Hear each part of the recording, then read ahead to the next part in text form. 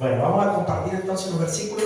Yo lo que le decía que lo mío no es muy largo. Yo hace unos días, en realidad, cuando sabía que me iba a tocar este día poder traer la palabra, me gusta elegir un tema y sobre ese tema poder un poquito profundizar en algunas cosas, no solo lo que tiene que ver con lo bíblico, sino cómo pensamos las personas en el común de la calle, ¿veo? Cómo la gente piensa, cómo la gente se expresa a través de ciertos temas, pero me gusta esto hacer una comparación, una analogía con lo que dice la Biblia. ¿Qué dice la Biblia respecto a ciertos temas? ¿Amén? Entonces, en esta tarde, el tema que quisiera compartir es el tema de la humildad. Es un tema que es muy conocido, es un tema muy hablado, es un tema del cual mi esposa en estos días estaba subiendo, como ella es la que está dirigiendo el grupo en realidad no es la que dirige, estamos todos, pero ella es la que, bueno, Dios le da la fuerza para estar constantemente subiendo textos. Y ella esta mañana subieron justamente este tema, la humildad. Le dijo, wow, vaya casualidad, que hace algunas semanas yo quería compartirlo, y bueno, y el día de hoy quiero hablar de eso. ¿Qué es lo que es la humildad, Dios? Porque cuando nosotros hablamos de la palabra humildad, lo primero que se le viene al hombre es definirlo como un estado de pobreza, de pocos recursos. A veces cuando una persona tiene una casa que está pobre, uno dice, qué humilde que es. Y lo asociamos a lo poco, ¿no? A una persona que está en escasez económica, es muy humilde, de condición muy humilde. Pero ¿sabe usted que hay personas ricas, según la Biblia, que son humildes? Porque la humildad no es un estado de pobreza ni necesidad. ¿Qué es lo que es la humildad realmente? Entonces yo en esta tarde quiero, a través de la Biblia, por algunos pocos minutos, lo que quería compartir, es hablar de qué dice la palabra de humildad. Cuando hablamos de la humildad, el diccionario de la Real Academia Española define humildad como, dice lo siguiente: virtud que consiste en el conocimiento de las propias limitaciones y debilidades y en obrar de acuerdo con este conocimiento. Esa es la definición que tiene justamente la palabra humildad. Y ahora vamos a ver por qué es tan importante que nosotros conozcamos, porque Jesús llama a sus hijos a ser humildes, nos llama a nosotros, sus seguidores, a ser humildes, a tener humildad, a vestirnos de humildad.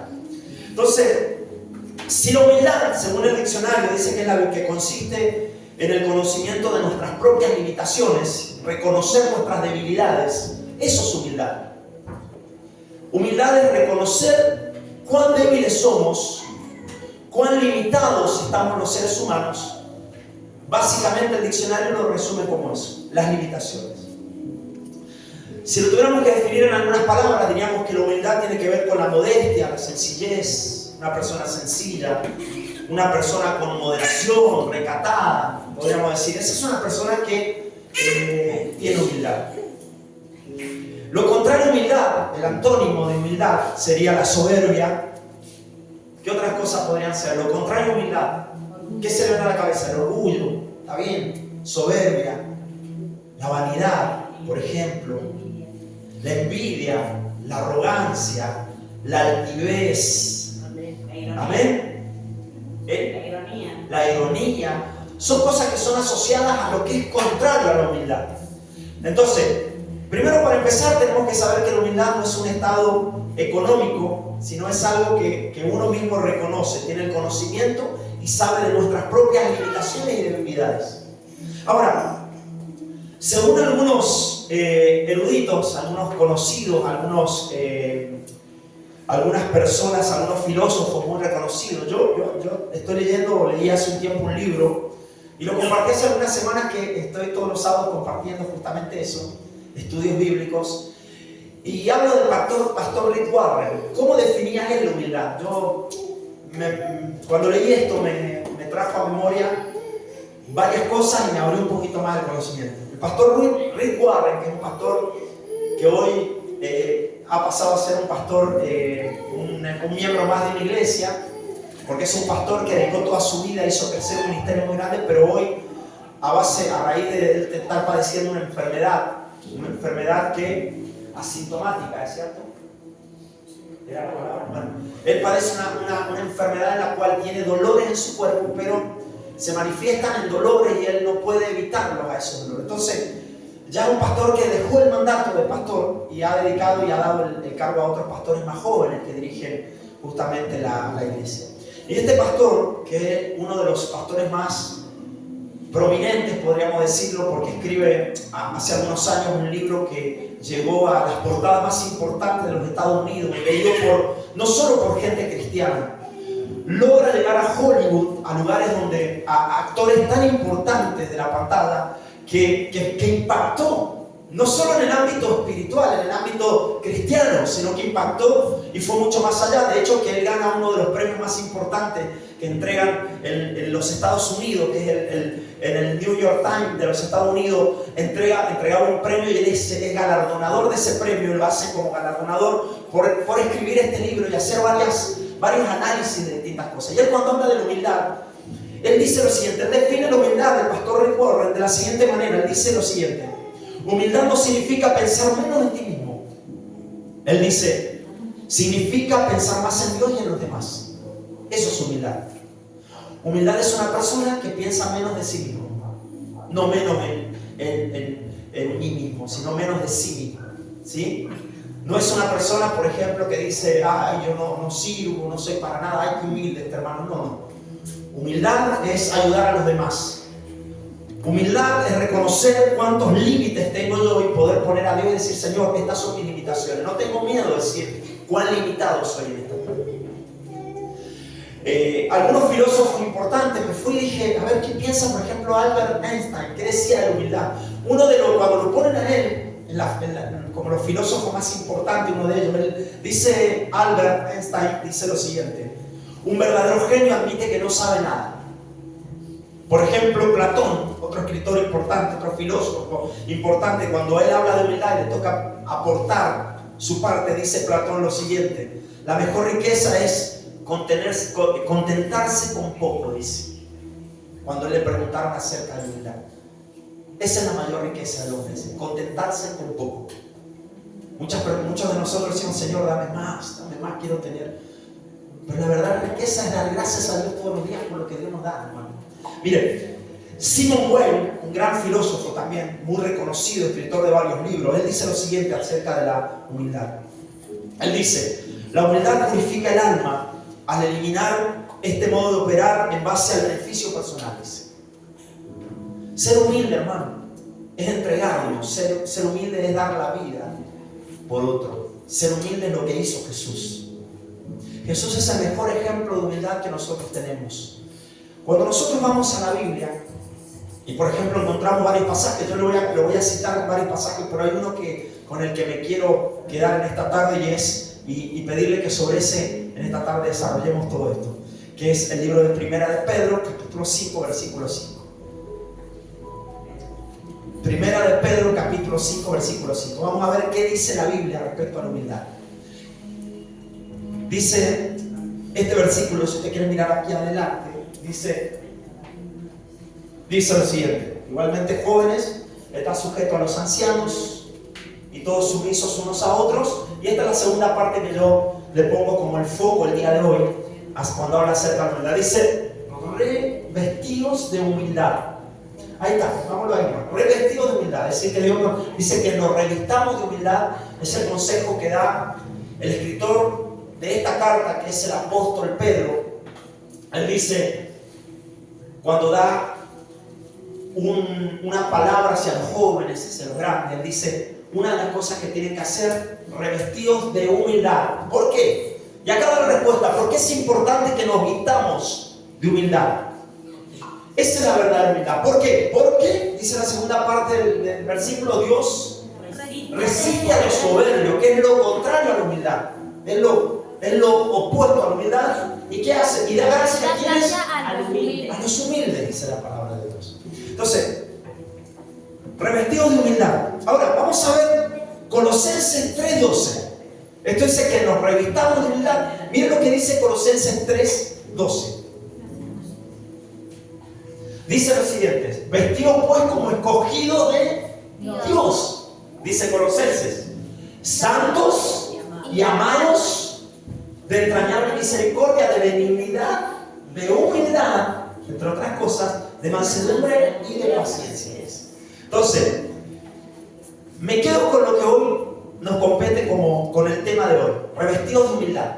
Una de las cosas con las cuales pide el escritor del libro de Colosenses, que se revista, que se vistan de humildad, que la vestimenta del ser humano, la vestimenta con la cual nos pongamos, entre otras cosas, tengamos humildad. Amén. La Biblia dice que el temor, justamente, y la honra preceden a la humildad. Ahí en Proverbios, acompáñenme y así desarrollo el tema. Mire, Proverbios capítulo 22 o Proverbio 22 versículo 4. ¿Qué dice ahí acerca de la humildad? Miren lo que provoca la humildad, porque uno dice, trae beneficio al ser humilde. Miren lo que provoca que una persona sea humilde. Pero la verdadera humildad, ¿qué hace? Mira, dice, riquezas, honra y vida son, ¿qué cosa? Remuneración. Son el pago. Son el pago de la humildad, dijo el escritor del proverbista. Son el pago de la humildad, riquezas, honra y vida. Esas tres cosas son la remuneración de la humildad. Y seguimos, y si puede poder ir la siguiente parte del versículo, y del temor de Jehová. Entonces, el pago, la remuneración, los beneficios que trae el ser humilde son grandes, hermano. Porque entre otras cosas, uno cuando es humilde, dice la Biblia que no tiene que buscar las riquezas. No tiene que buscar, como dice la primera parte del versículo, no tiene que buscar la honra. Lo hacemos para poder que otros vean cuánto ayuda a los demás. Sino que la persona que es humilde es una persona que quizás nadie sepa que le está ayudando. Quizás nadie sepa que es uno de los colaboradores de la iglesia, que trae diezmos, ofrendas y todo. Por ejemplo, o que ayuda a su vecino, pero es humilde. El humilde es una persona, recuerden, que conoce sus propias limitaciones y debilidades y obra de acuerdo a todo este conocimiento. Y Greg Warren dice que ser humilde significa pensar menos de nosotros mismos y pensar más en los demás, pensar más en otras personas. Y a veces a nosotros nos cuesta pensar en otro más, pero sabe que la vida fue preparada para vivir al lado de otro. La Biblia dice 56 veces unos a otros. 56 veces está escrito en la Biblia, en toda la Biblia, la palabra unos a otros. Ayúdense, aliéntense, anímense, fortalezcanse. 56 veces está escrita la palabra unos a otros. Entonces las palabras unos a otros. Mi hermano, conocer de qué tenemos que revestirnos, de qué tenemos que vestirnos, me lleva a una palabra, ¿sabe qué? Miren, cuando comienza todo, cuenta la Biblia que hay unos pasajes muy conocidos después que Adán y Eva pecaron, después que ellos cometen su pecado ante Dios. Todos sabemos qué pecado cometieron, ¿cierto? Algunos dicen que comieron el fruto prohibido, y es lo que dice la Biblia, no comieron la manzana, ¿vio? O no comieron tal fruta determinada, sino la Biblia dice comieron del fruto prohibido. Y cuando Adán y Eva pecaron, sucede una cosa que es llamativa, porque la Biblia dice que nos vistamos, entre otras cosas, de humildad. Cuando Adán y Eva pecaron, dice que ellos escucharon el sonido de Dios que se paseaba justamente en el huerto al aire del día. Y cuando ellos escuchan el sonido de Dios, las escrituras dicen que el hombre y la mujer se escondieron de la presencia de Dios. O de la presencia de Jehová, dice la palabra. Entre los árboles del huerto buscaron árboles en los cuales ellos pudieran esconderse. Hasta ese momento ellos no sabían, jamás se habían escondido de Dios. Pero en aquel momento de la historia de la Biblia dice que ellos se escondieron. ¿Por qué? ¿Por qué se escondieron de Dios? Por temor. ¿Pero temor a qué? Porque desobedecieron. Porque todo lo que había en el huerto, ellos podían comer de cualquier tipo de árbol. Me imagino que si Dios creó esas cosas, hermano, Dios crea todas las cosas con tanta singularidad. Es imposible que hoy en día la ciencia niegue de la existencia de Dios, porque nos ha hecho tan particulares. Es que de hecho hoy la ciencia, hay enfermedades que no se descubren su remedio para sanarlas, porque no descubren justamente la complejidad que tienen las cosas que Dios ha hecho, el ser humano en sí mismo. Hay cosas que la ciencia desconoce del interior del hombre, pero Dios conoce todas las cosas. Dios nos ha hecho tan singulares, tan especiales para que funcionen nuestros riñones, nuestro cuerpo, cada parte de nuestro cuerpo, nuestras células, hermano, para que corra la sangre, nos da vida, y todo lo que pasa dentro de nosotros, todo funcionando como una máquina, ¿cierto? Todo funcionando como tiene que funcionar a la perfección, porque el creador de todas las cosas nos hizo perfectos, hermano. Imagínense el huerto del Edén, donde Adán y Eva son puestos en un paraíso, disfrutando de todas las bellezas, diciéndole a Dios, coman de todo. No es que le faltaba, hermano. Solamente que el enemigo los tentó a la mujer cayó, el hombre también cayó, ¿sí? Y cuando Dios apareció, cuando comieron de ese fruto, dice que la serpiente era astuta más que todos los animales que Dios había plantado, y los engañó y le dijo, ¿sabe Dios que el día que ustedes coman de ese fruto van a saber el bien y el mal? Van a ser como Dios. Les prometió eso, les prometió que ellos iban a ser como Dios. Es lo que todos los seres humanos a veces en cierta forma buscamos, ¿vio? Sentirnos realizados cuando decimos que grande que soy, que poder, me siento fuerte, y a veces querernos sentir como dioses, ¿vio? Y ellos comieron de ese fruto y se sintieron eso, se sintieron mejor que otros, se sintieron como dioses, se sintieron superiores, creían que se iban a sentir así, pero las consecuencias fueron catastróficas para la raza humana, porque a causa de ese pecado la raza humana cayó y fue sacado del huerto, fuimos destituidos del huerto del Edén.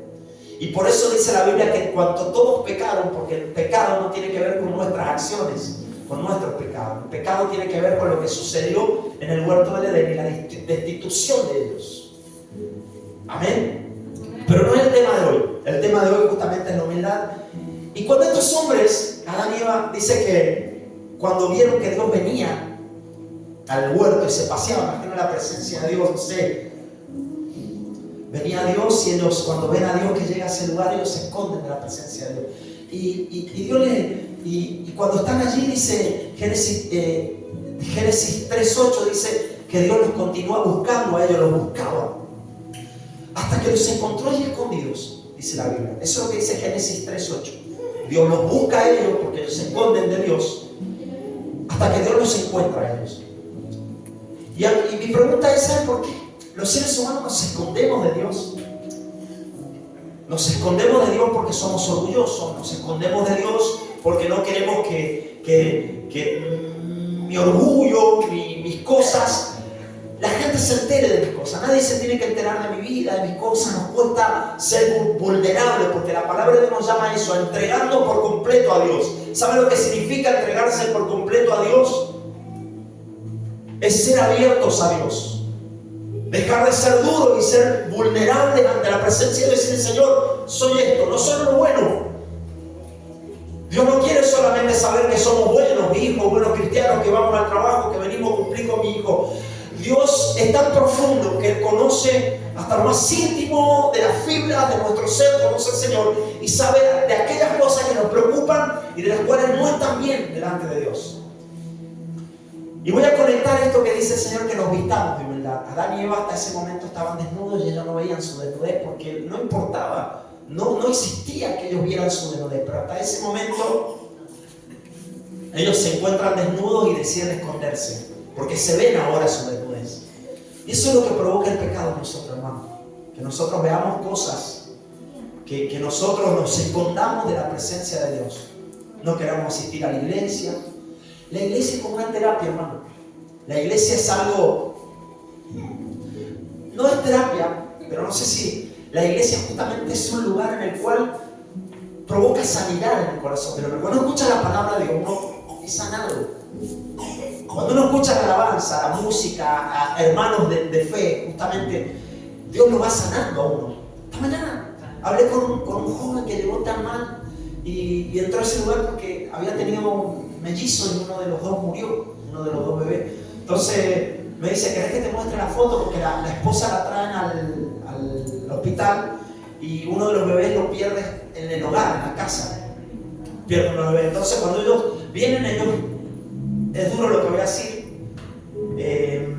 cuando están en su casa ven que comienza a desprender su tapón mucoso y con el tapón mucoso desprende a uno de las criaturas, pero eran muy chiquititas. Se ve que esa criaturita era muy pequeñita y bueno, y ellos juntaron, pusieron a algún lugar y corren al hospital y bueno, llegan al médico y con todo el dolor el médico les dice que bueno, que era imposible haber salvado a ese bebé, que bueno, que por cosas de la vida el segundo bebé que se criaron juntitos, dice, el bebé que murió le dio la fuerza al otro bebé para que ese bebé pudiera salir adelante, porque generalmente dice que cuando se toman de la manito los dos mueren los dos, es como que están los dos en un mismo sentimiento y no se sueltan, dice que le decía el médico.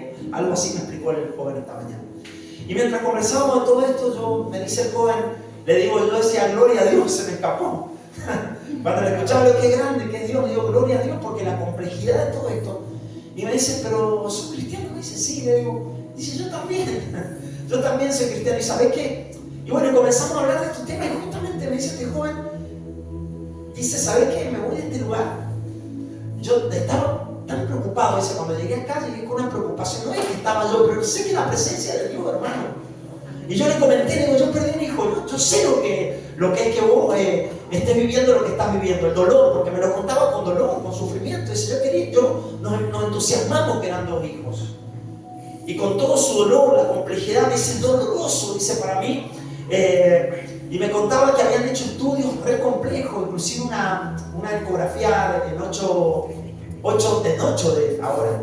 Claro, yo no sabía, me la muestra y es una foto de un bebé que está chiquitito, pero la fotografía lo lleva a mostrarlo al bebé como si uno lo estuviera viendo ahí, la carita del bebé. Si busca la cara, la ecografía 8D, y saca la ecografía y es una foto que esa misma carita la hace con la cara real del bebé. Yo no lo sabía, me lo mostró ese chico en ese momento, pues tenés toda la tecnología, venían de Córdoba, así que estuvimos consultando con médicos en Córdoba para que ese embarazo llegara a término. Por cosas de la vida no llegó. Y esta mañana cuando terminamos de hablar me dice, te voy a contar algunas cosas que me pasaron, me cuenta de su vida, cuando estaban en Córdoba viviendo, en algunos 6 meses tenía su compañera, dice, pasaron cosas que, mira, te las voy a contar porque son cristianos, dice, cosas que son extraordinarias, que son mínimas, pero son de Dios, hermano. Y cuenta que me contaba él que pasaron cosas con un pajarito que habían unido, dice, y vinieron 2 pájaros, increíble, dice.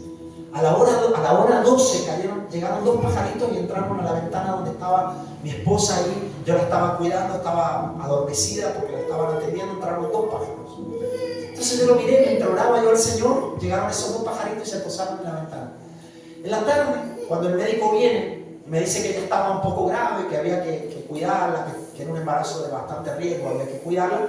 Dice, yo me puse a orar y cuando abrí mis ojos vi esos 2 mismos pajaritos que volvieron a la ventana. Para otro dice, te lo cuento porque vos sos cristiano, me dice, para otro hubiese sido significante. Yo sabía que dice que era como una señal que Dios me estaba dando de algunas cosas y al pasar el tiempo, bueno, pasó esto que pasó ahora y dice, pero a pesar de que es doloroso, dice, ¿sabes qué? Me voy con consuelo, me dice. Una persona que perdió un hijo, que le cuenta a él, yo le digo, mi hijo lo perdí de otra forma, de otras circunstancias, no fue así, pero es doloroso igual. Le digo, te lo vas a llevar con vos, vas a estar con vos, porque son las cosas de la vida, ¿vio?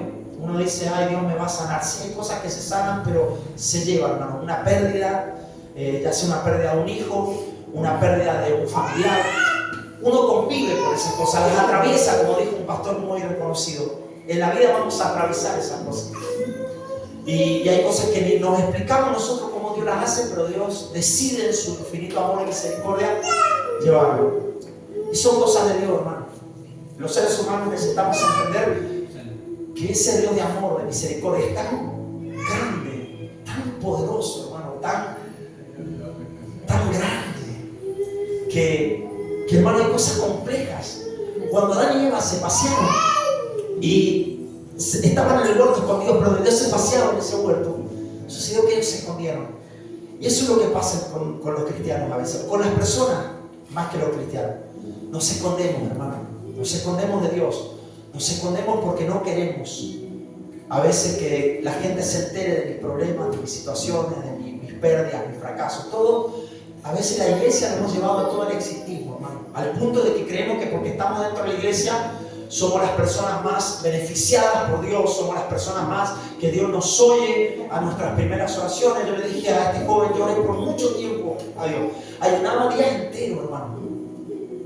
Mi esposa es testigo, días enteros, yo pasaba días enteros ayunando a Dios. Yo le contaba a este joven, días enteros, y no te hablo de pocas horas, días enteros donde yo pasaba la noche, madrugada, quedaba, y mi esposa me decía, pero comé, no podés estar así, me decía, no, tengo que ayunar, tengo que orar, tengo que buscar a Dios, porque me habían prometido que Dios, yo sabía, y como que me habían mostrado un Dios que Dios tenía que obrar, y yo pensaba que Dios me tenía que responder porque yo era yo, porque yo era un hijo de Dios, porque yo le buscaba a Dios, yo pensaba que Dios iba a tener la respuesta a Dios, pero entendí que no siempre es así, hermano. Que no porque seamos algo, Dios tiene que respondernos, le dije a este joven, y respondernos de la manera favorable a nosotros. A veces Dios decide que no. Mi esposa subió al grupo un testimonio, no sé si usted lo escuchó, ayer lo escuché en la tarde y fue impactante. Unos pastores que hoy están pastoreando la iglesia donde Rick Warren, una iglesia muy grande de Cobb. Cuando estos pastores pasaron al frente, contaron la historia de la vida de ellos.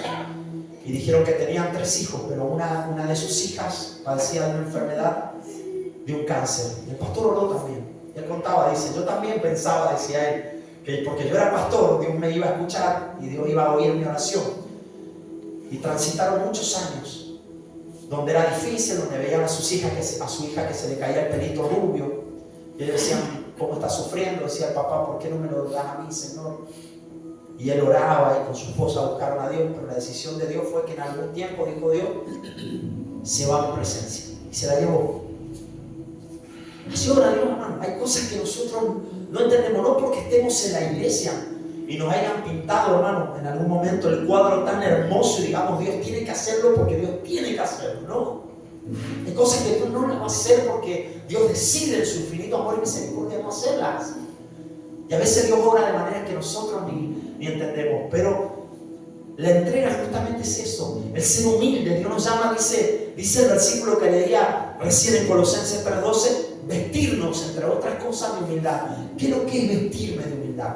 Si Adán y Eva estaban desnudos y fue necesario, porque hasta ese tiempo no existía nada, cuando Dios los saca del huerto, hermano, imagínense, ellos estaban desnudos. ¿Sabe dónde sucede la primera muerte? La primera muerte es que ellos necesitaron matar animales para hacerse vestidura. Ya no era las hojitas cubriéndose como nos muestran bien las imágenes, las hojitas de Adán y Eva, no. Ellos mataron animales para de las pieles de esos animales construir vestimenta para ellos. Para poder ellos vestirse necesitaban matar animales.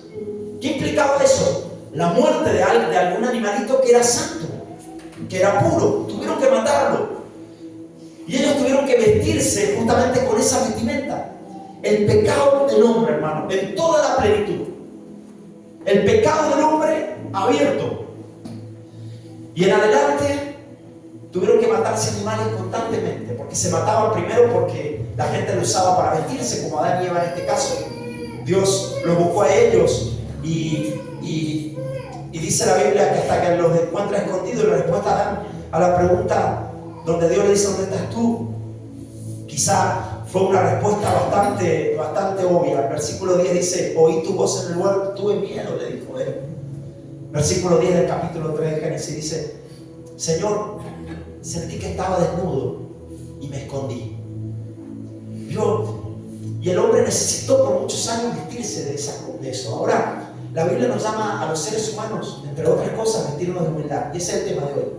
Es la vestimenta que nosotros usamos. ¿Por qué nos escondemos de Dios? Nos escondemos de Dios porque lo contrario a la humildad es el orgullo, porque lo contrario a la humildad es la soberbia, la vanidad, la arrogancia. Muchas personas dicen, no voy a la iglesia porque no estoy en condiciones de ir a la iglesia. Es todo lo contrario, hermano. Dentro de la iglesia, te digo siempre, hermano, habemos gente con muchos errores dentro de la iglesia. iglesia. Justamente la iglesia es para eso, para sanar personas, para que las personas sean sanadas, restauradas. La única diferencia es que nosotros, cuando llegamos a la iglesia, tenemos que abrirnos a Dios y reconocer ante Dios nuestras limitaciones, nuestras faltas delante de Dios, nuestros errores, y es cuando empieza a caer todo, hermano. Esa imagen, ese hombre que nos creamos nosotros, impermeable, ese hombre esbelto que me creé yo en la vida, comenzó a caerse a pedazos delante de la presencia de Dios. Y es lo que le pasó a Isaías cuando él contempla la gloria de Dios allá en el capítulo 6. Él dice que cuando estaba frente, dice que él vio ángeles, querubines, serafines, la gloria de un ser que era impresionante, dice en el capítulo 6. Y cuando yo le vi, dice el profeta Isaías, caí rendido a los pies, porque él reconocía que estaba ante la presencia de Dios. O no sé si Dios, pero de un ser, de un ángel, de algo que tenía que ver con Dios, algo semejante a eso. Dice que él cae rendido a los pies del Señor. Y él le dice, Señor, dice, yo siendo un hombre de labios inmundos y habitando en medio de un pueblo que tiene labios inmundos, él dice, han visto mis ojos a Jehová de los ejércitos. Él lo ve la gloria de Dios en ese lugar. ¿Y qué sucede? Él cae. Lo que hace la gloria de Dios, lo que hace cuando uno se viste de humildad, es hacernos caer, hermano. Es que todo aquello que nos hizo escondernos por mucho tiempo de Dios, porque no queríamos que la gente se enterara, porque no queríamos que nos vieran con una Biblia viniendo a la iglesia, porque a todos, yo cuando comencé como cristiano me daba vergüenza ir a la iglesia con una Biblia, hermano. Porque me daba vergüenza ir a la iglesia, porque tenía que pasar por la calle donde los muchachos con los que me juntaba te veían y ya te decían, entonces uno decía, intentábamos, hasta llevaba la Biblia escondida, que nadie se diera cuenta, la metía en el saco y me iba a la iglesia, hermano, porque me daba vergüenza, me daba miedo reconocer mis cosas, y porque todavía era una persona a la cual no entregaba mi vida al Señor, no reconocía, no había humildad en mi vida, había muchas cosas como las quizás hay hoy, muchas cosas, pero le pido a Dios que Dios me ayude realmente a cambiar, porque la Biblia dice que nos vistamos de humildad. Amén. Que nos vistamos de humildad, dice la palabra de Dios. Mire,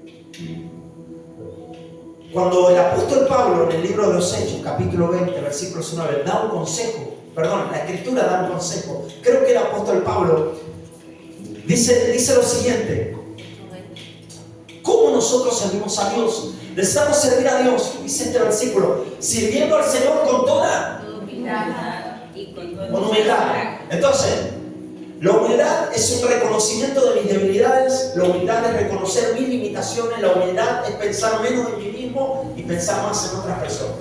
Eso es humildad. Hay mamás que dejan su vida por sus hijos, que entregan todo por sus hijos. Eso es humildad, ¿no?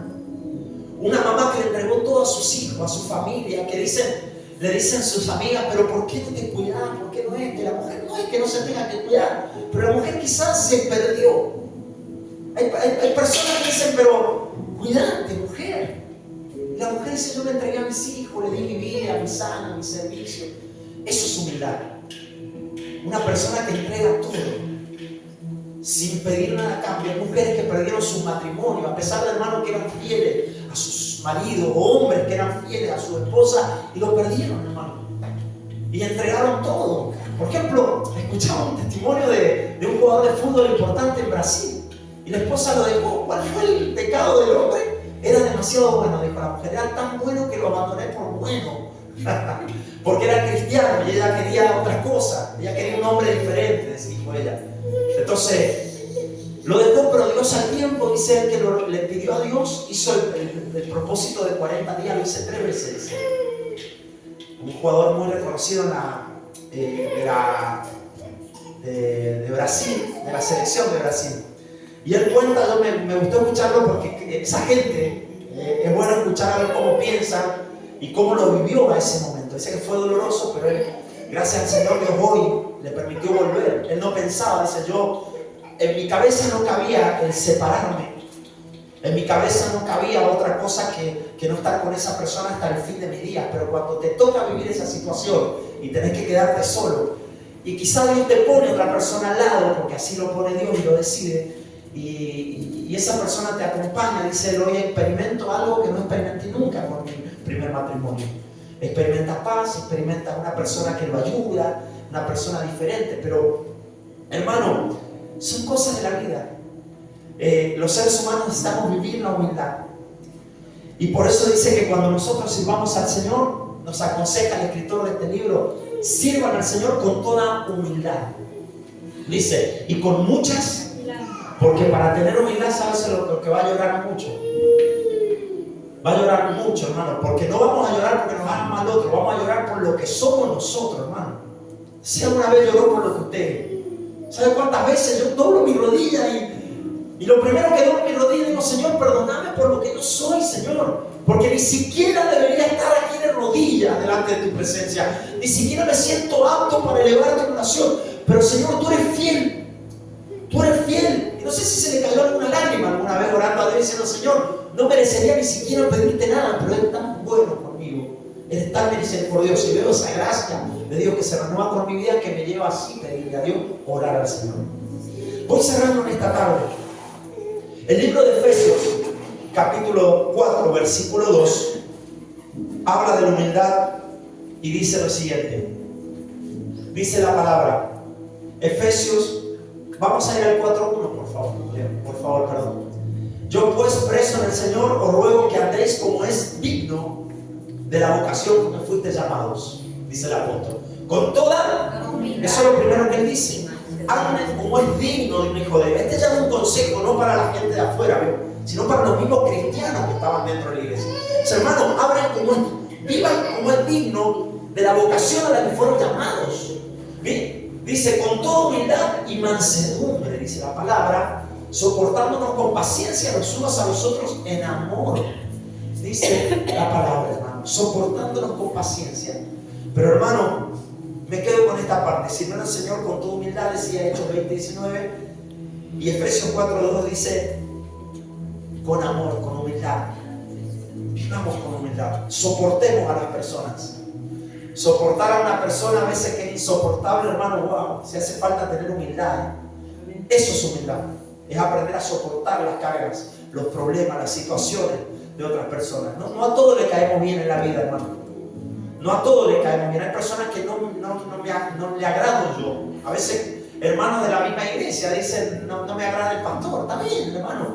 Es que siempre yo digo, le decía a un pastor amigo, no tenemos que agradarle a todo el mundo porque es la realidad. Yo prefiero que vengan y nos digan, mira, no me agradas. Listo, no me agradas tanto y bueno, convivamos, intentemos convivir con nuestras diferencias, con nuestras cosas, intentemos convivir. Cierro con un versículo. Sí, cierro con un versículo que dice en el libro de Filipenses 2:3. Miren lo que dice. Y con esto ya voy dando cierre y defino ya lo último de lo que quería hablar. Nada hagáis por contienda o por vanagloria, antes bien con humildad. Miren lo que usa, miren, la primera parte del versículo usa, nada hagáis por contienda o por vanagloria. Es lo contrario a la humildad. No lo hagan con vanagloria, no lo hagan por contender con otra persona para que otro diga yo soy mejor que vos. Porque a veces hacemos las cosas para que la gente nos vea, hermano, para ser vistos por los demás. Pero la Biblia dice que no lo hagamos ni por contienda o por vanagloria. Dice la palabra, antes bien con humildad. Nos aconseja el escritor. Hagan las cosas con humildad, no hagan nada, estimando a cada uno a los demás como. Y esto, hermano, va a ser dificilísimo. Ponerme en un lugar de inferioridad, ponerme en un lugar más bajo que otro, ninguno lo quiere, hermano. ¿Quién quiere que la gente te mire como más bajo? ¿Quién quiere que las personas te miren como inferior? Ninguno, ¿cierto? Pero la Biblia dice que la humildad me lleva a ponerme en ese lugar, hermano, como inferior. Y es lo que el Señor le dijo a los discípulos: sepan ustedes que el mayor en mi reino será el que sirve a otro. Ese va a ser mayor.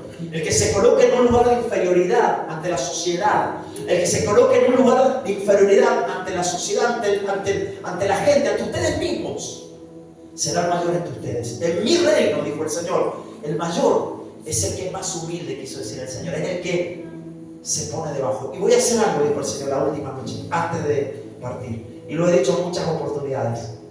Tomó un fuetón, hizo traer un fuetón la última noche, sentó a sus discípulos después antes de compartir la cena, y el Señor le da una de las lecciones más impresionantes de vida y de humildad que un ser humano puede dar.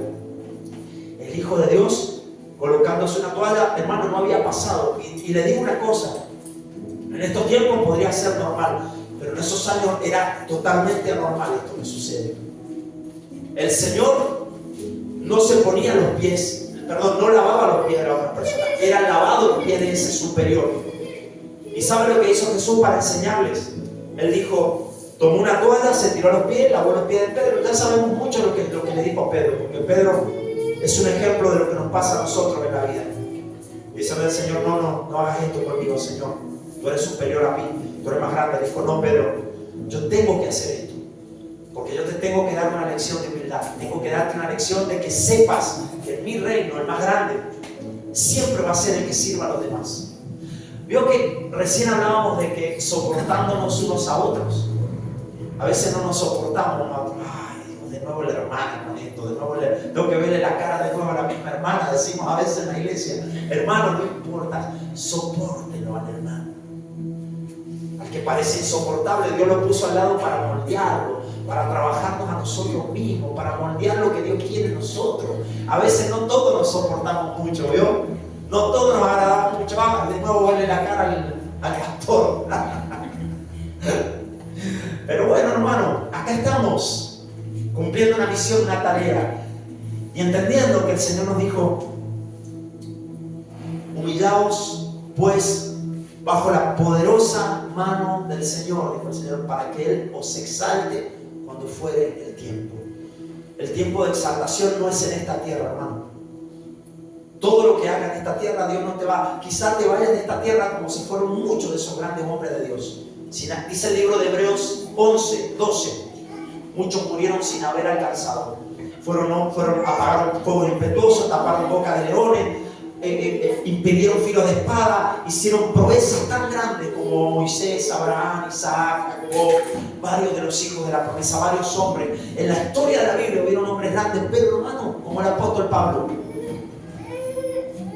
Sus últimos días en una cárcel fría, siendo un anciano y habiendo sido hermano de casi la iglesia de la época, lo sometió a Pablo, al apóstol Pablo, porque él decía que era un hereje. Era llamado el hereje del tiempo, porque él predicaba a Jesús. Y le hicieron la vida imposible hasta los últimos días de su vida.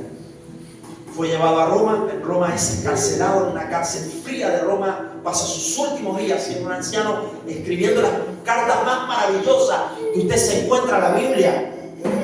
Muchas de ellas, como el libro de Filipenses, Colosenses, Tesalonicenses, etc. Varios de esos libros los escribió desde una cárcel, hermano. Y usted lo escucha, y él no se está quejando ante Dios, diciendo, Señor, por tu causa me prometiste que me ibas a dar la gloria. No, hermano, no es en esta tierra el galardón. Humillaos pues bajo la poderosa mano de Dios para que los exalte cuando fuere el tiempo. Esa exaltación no es nada ni menos que el día que usted parta de esta tierra, hermano. Cuando usted se vaya de esta tierra, como le pasó a ese evangelista, que allá cuenta este relato del 1800 y algo, cuentan del relato escrito, dicen que es algo que sucedió, pero es este pastor misionero, que era un anciano, viniendo en uno de sus últimos viajes, dice que era el último viaje donde él había hecho misión en un barco, y venía de predicar y le dijo, Señor, es mi último viaje misionero. Y cuando él vuelve, retornando a su tierra, venía en un barco en aquella época, y cuando él vuelve a su casa, dice que él mira por una pequeña ventana, puede vislumbrar, dice que cuando el barco se va remando allá a la orilla, ve que había multitud de personas, una alfombra roja desplegada, dice él. Y cuenta, dice que había pancartas recibiéndolo. ¿Quién venía en ese barco? Él ni se imaginaba, porque imagínense, en esa época las clases eran bien marcadas. La gente, como vio el Titanic, había clase de alta, clase de bajas, de media social y de baja. Eran marcadas. Él ni sabía que el presidente venía en ese barco, pero ahí venía el presidente en esos tiempos de esa nación. Y dice que cuando él baja, el presidente ya recibido con toda la algarabía, con toda la energía de la gente, aplausos, lo recibían al presidente. y ve que él bajaba, él ve su condición y dice, Señor, y yo soy un misionero que di mi vida a tu servicio. Dice, entregué mi vida para servirte, años de mi vida lo entregué. Y es como que le hace un reproche a Dios, ¿vio?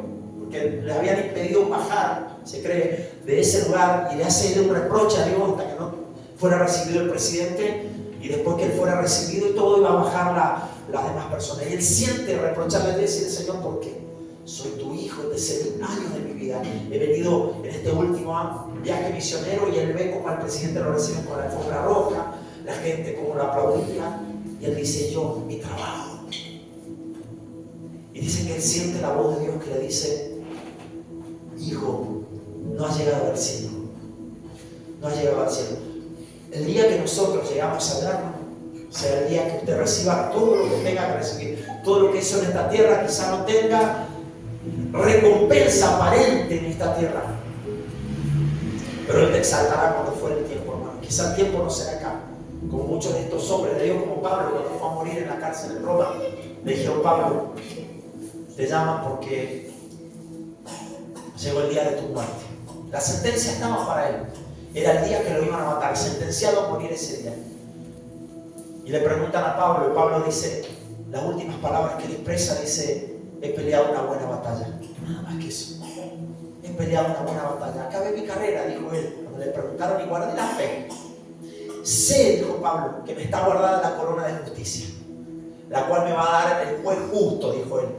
No solo a mí, sino a todos aquellos que guardan la palabra de Dios, dijo Pablo. Esas fueron sus últimas palabras. He peleado una buena batalla. Que resuene en tu vida esto, hermano, para que cada día cuando Dios te diga, tenés que vestirte de humildad, lloro por vestirme de humildad, me cuesta, tengo que hacer sacrificio porque tengo que entregarme, porque humildad es eso, es entregar mi vida por otros, es sacrificarme por otras personas. Eso es la verdadera humildad. Que Dios te bendiga. Inclina tu rostro. Te invito a que hagamos una oración en este día y le digas al Señor, Señor, perdóname. Si necesitas pedirle perdón a Dios, si sientes que tenías un concepto equivocado de humildad y el día de hoy le dices al Señor, Señor, esto es humildad. Humildad no es mi condición económica, cuánto tengo del banco, si es más, si es menos, Señor. No determina mi humildad la cantidad de dinero, la riqueza que poseo en esta tierra. La humildad es diferente, es algo que es interior, es algo que se lleva profundo dentro, es algo por lo cual vamos a llorar, a sufrir, Señor. Yo te pido que nos permitas revestirnos de humildad. Si Adán y Eva huyeron de tu presencia porque reconocieron que estaban desnudos. Y hay momentos en la vida donde muchas personas hoy en día, Señor, corren. No quieren llegar a una iglesia, no quieren escuchar la palabra porque sienten que están desnudos, Señor. Porque a veces inclusive hasta nos cuesta a nosotros mismos, Señor, vestirnos de humildad. Señor, sé que el sacrificio en la cruz fue para perdonarnos todo pecado y hasta ese momento evitar, Señor, y decir basta de sacrificio de animales, basta de muertes y sangre ajena en el altar. A partir de hoy un solo sacrificio iba a bastar a partir de ese día, Señor, para que los pecados de muchos fueran lavados y limpiados, Señor. Señor, gracias por hacernos conocer tu ley, porque sin tu ley hubiese sido imposible que conociésemos el pecado, Señor. Y solo a través de la ley conocimos el pecado, Señor.